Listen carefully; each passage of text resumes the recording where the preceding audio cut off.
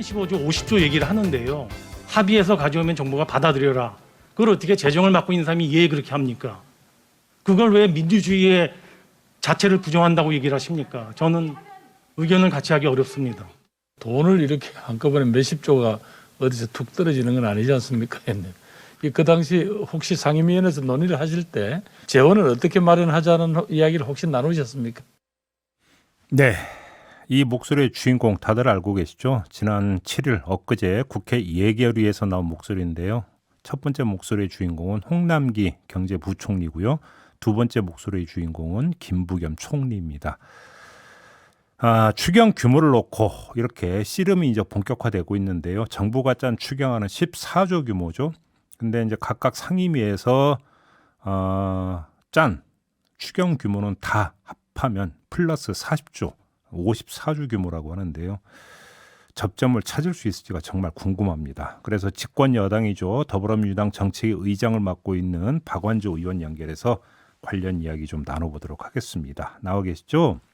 네, 안녕하세요. 네. 박완주 의원입니다. 네, 안녕하세요, 의장님. 일단 좀 본격적인 질문 드리기 전에 네네. 정부가 이제 추경안을 국회에 제출하면 그때부터 심사가 이루어지잖아요. 그래서 그렇습니다. 일단 먼저 좀 그 확인차 질문 드리고 싶은 게 국회로 네. 넘어오기 전에 정부가 추경안을 짤 때 당정 협의를 네. 안 합니까? 당정 협의를 하죠. 당정 협의를 한 결과가 14조였습니까, 그러면? 당정 협의를 한다고 하면 이제 합의가 되는 경우가 있고 안 되는 합의가 경우가. 되지 않는 경우가 있는데 예. 통상은 합의를 해서 음. 국회 제출을 하는 게 음. 통상적인 예인데 지난번 우리가 31조 짤 때도 네. 합의를 해서 예. 규모와 뭐 지출 내역을 합의하고 그 국회에 와서 이제 심의 과정에서 통상적인 범위 내에서 조정을 했는데 네. 이번에는 1월 추경을 당에서 먼저 제기를 했고 네.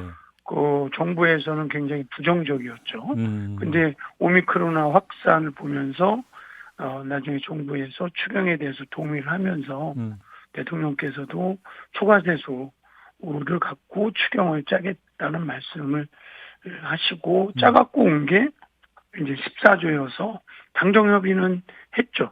했는데 예. 14조 갖고서는 부족하다. 그래서 합의에 이르지 못하고 신속하게 뭐 처리 필요성 정부 요구가 있어서 정부안을 그대로 합의되지 않은 상황에서 국회로 넘겨온 이런 상황인 거죠. 제가 이제 이 질문을 드렸던 이유가 하나 있는데요. 이제 국회 네. 예결위에서 하는 답변은 아무래도 이제 그 필터링이 된 좀 그 여과 과정을 거친 발언이라고 봐야 되지 않겠습니까? 비교해서 그렇습니다. 상대적으로 당정 협의는 좀 더 그 자유롭고 솔직하게 대화가 오갈 것 같아서 드리는 질문인데요. 네. 당정 협의 과정에서도 그러면 그 정부는 14조가 맥시멈이다. 계속 이렇게 주장했던 겁니까? 네, 그렇습니다. 정부의 원칙은 확고했습니다. 첫째는 규모가 초과세수를 갖고 짠다. 빚내서 추경 짜지 않겠다라고 하는 입장을 예.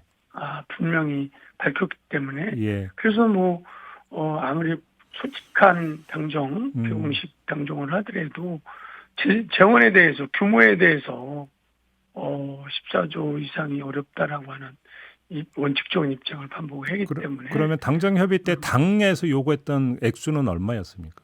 금액을 명시해 갖고는 하지는 않았지만 14조 갖고서는 어렵고 방향에 대해서는 계속 얘기를 했죠. 사실은 손실보상법이 있지만 사각지대가 존재하고 있다. 그래서 넓게 이번 이 오미크론으로 인해서 또 뭐 3차에 걸쳐서 연기를 한 거기 때문에 대상을 확대하고 그다음에 뭐 필요한 부분 뭐 여야가 지금 같이 공이 있다면 뭐 말씀드리겠지만 뭐 100% 손실보상이라든지 금액과 하한선 올리는 문제라든지 이런 부분들은 얼마든지 반영을 해야 되는 거 아니냐 이런 이야기들이 얘기를 했지 금액을 얼마로 하라고 이렇게 명시적으로 놓고서 논하지는 않고요. 14조 플러스 알파값 추가 증액분을 얼마만큼 할 수 있는지 이 부분을 갖고 집중적으로 논의를 했던 거죠. 왜냐하면 그 과정에서 이재명 후보 같은 경우는 안 돼도 35조는 돼야 된다고 계속 그 일관되게 주장을 해오지 않았습니까? 그래서 혹시 그게 반영이 됐나 싶어서 질문드렸던 건데요. 처음에는 우리 이재명 후보님도 25조에서 30조였다가 네. 뒤에 이제 35조로 이렇게 금액이 그 정도는 돼야 예. 이 어려운 현장에 그 소상공인 자영업자들을 효과적으로 지원할 수 있다. 예. 이렇게 말씀하셨던 거고요. 최근에는 이제 이번 추경에서 충분치 않으면 예. 집권을 하면 예.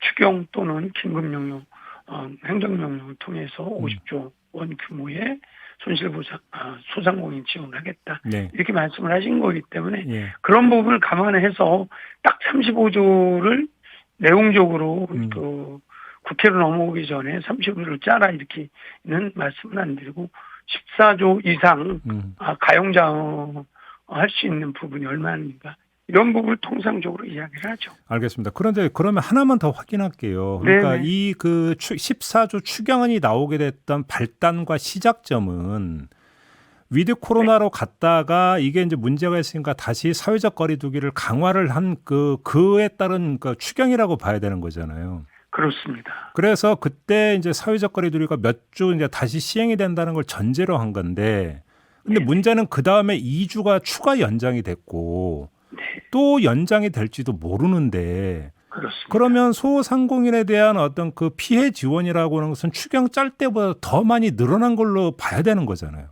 그렇습니다. 그래서 이제 1월 초에 거리두기 위드 코로나에서 이제 거리두기가 되면서 네. 사실은 연말에 굉장히 우리 소상공인 자영업자가 한 20일간은 잠깐 회복 분위기가 있었죠. 예. 사실은 연말 분위기에 겹쳐서 그동안 모았던 각종 모임들이 흔히 보복 소비가 이루어지고 있다. 응? 이래서 모임도 자주 하고 단가도 비싼 거 먹고 이런 상황이었잖아요. 예. 잠깐이지만. 예. 그리고 또 하나는 올 예산을 짤 작년 11월 말 12월 초에는 이렇게 거리두기를 재차 3차 연장할 거라고 예측을 못했던 거였죠. 예. 그래서 예. 예산안에도 그 소상공인 손실보상에 대해서 충분하게 당시에는 607.4조 안에 충분하게 담아있지 않았던 거였거든요. 그래서 저희 여당인 민주당에서 1월에 이렇게 연장되면서 추경이 필요하다. 그러니까 행정부 재정당국에서는 예산 짠 지 얼마 안 됐는데 무슨 추경이냐 이런 논리로 말씀을 하는 게 당연하지만 당시 예산을 짤 때는 충분하게 이런 상황을 예측하지 못한 거 아니냐. 예. 솔직하게 그 부분에 대해서는 저도 여러 번 반성 하여튼간 반성을 하고 사실관계를 확인하고 중체대하다 지금 상황이 아주 엄중하고 알겠습니다. 그래서 이제 이렇게 추경 편성이 됐던 거예요. 그러면 의장님 구체적으로 한번 이렇게 질문을 드려볼게요. 그러니까 2주 연장됐고 더 연장될 것까지 그러면 이번에 추경에 미리 반영이 돼야 된다고 전제를 하고 그러면 소상공인에 대한 지원금이 얼마나 돼야 된다. 고로 추경 전체 규모가 얼마나 돼야 된다라고 하는 당의 입장을 좀 구체적으로 말씀해 주시죠. 이제 금액으로 한산해서는 이제 협상을 해야 되는 부분이고요. 예. 사실은 손실보상 중요한 거는 손실보상은 법적으로 어떻게 두 가지가 있습니다. 손실보상법에 의해서 지원하는 게 하나가 있고요. 예. 이거는 법에 규정돼 있어요. 그래서 작년 예산 짤 때 하한선이 10만 원인 걸 50만 원 올렸는데 네. 요거를 100만 원으로 올린다든지 그다음에 보상률이 80%인데 현재 예.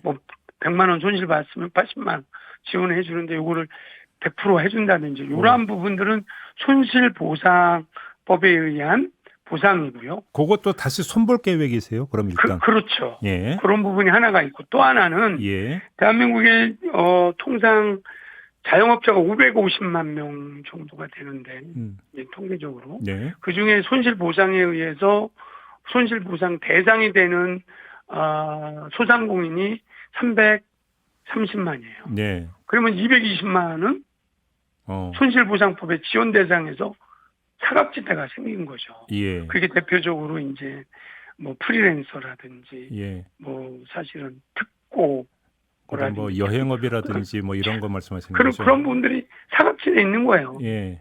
직접 원래 이 손실보상법은 집합 제한이나 저 제한을 시간 제한 요번에 풀어갖고 뭐 이런 제한까지지만 이런 부분에 대해서만 지원 대상이었거든요. 네. 그러니까 여행업이나 뭐 이런 데는 이제 안 되는 거죠. 예. 예. 그래서 이런 부분을 지난 연말에 방역지원금이라고 해서 네. 320만 명한테 100만 원씩 줬잖아요. 예. 그게 3.2조가 들어갔는데 전 이걸 넓혀야 된다. 소상공인 법에 의해서 보호받는 자영업자뿐만 아니라 예. 그 사각에 있는 대상을 넓히자라고 하는 것이 민주당이 추경해서 집중적으로 재원을 그래서 14조 갖고는 안 된다. 예. 이렇게 이야기를 하고 있는 것입니다. 그러니까 예를 들어서 그러니까 지금 그 의장님 말씀을 정리하면 손실보상법에 따른 보상금이 있고 지원금이 있는 거잖아요. 그렇습니다. 자, 그러면 지원금 같은 경우 지금 산자위에서 1인당 300만 원이 아니라 1,000만 원으로 올리자 이런 이야기가 나왔던 거잖아요. 동의하십니까? 그거는 뭐 상임위에서 존중을 합니다만 네. 그러면 현재 700만 원을 더 올려야 되는 거잖아요. 네. 그러면 320만 대상으로 하면 21조를 올리자는 거잖아요. 예. 단순하게 계산하면 예. 지금 14조에다가 예. 21조에가 35조 이렇게 하는 건데 그렇게 그만큼 이번 방역지원금이 충분하게 지원해야 된다는 취지는 동의를 하지만 네.